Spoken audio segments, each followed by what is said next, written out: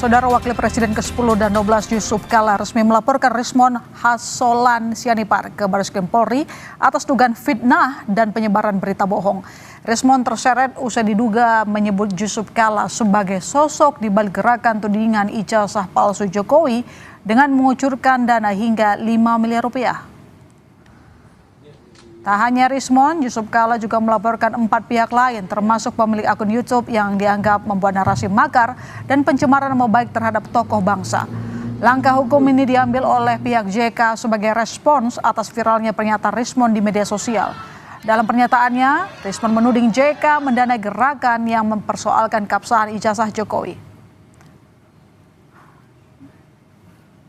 Kuasa hukum JK menyebut pernyataan itu adalah hoaks dan fitnah. Selain Rismon, laporan ini juga ditujukan ke 4 akun YouTube, di antaranya Ruang Konsensus, Musik Ciamis, dan Mosoto TV yang dianggap menyebarkan narasi negatif. Kuasa hukum JK menyertakan 3 video sebagai barang bukti untuk menjerat para terlapor dengan pasal pencemaran nama baik dalam KUHP baru serta Undang-Undang ITE.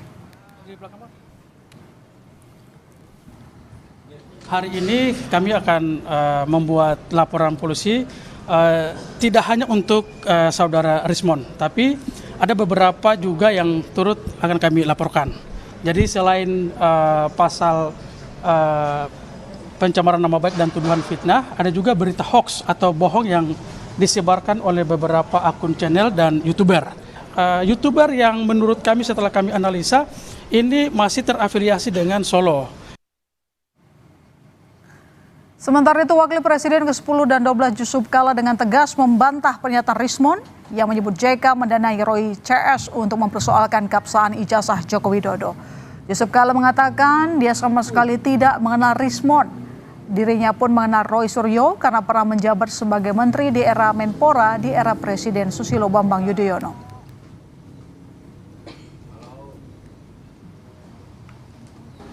Saudara Rismon Sianipar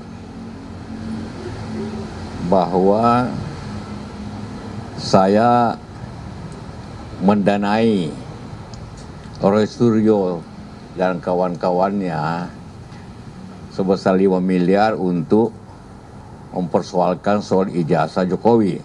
Saya katakan itu yakin tidak benar. Saya tidak pernah kenal pun Rismon itu, apapun ketemu dia pernah.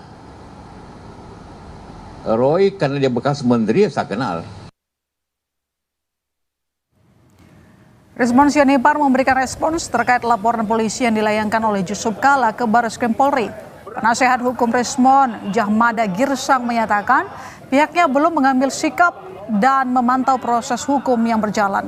Menurutnya, laporan tersebut masih harus melewati tahap verifikasi di Sentra Pelayanan Kepolisian Terpadu untuk menganalisis keabsahan bukti-bukti awal yang diajukan oleh pelapor.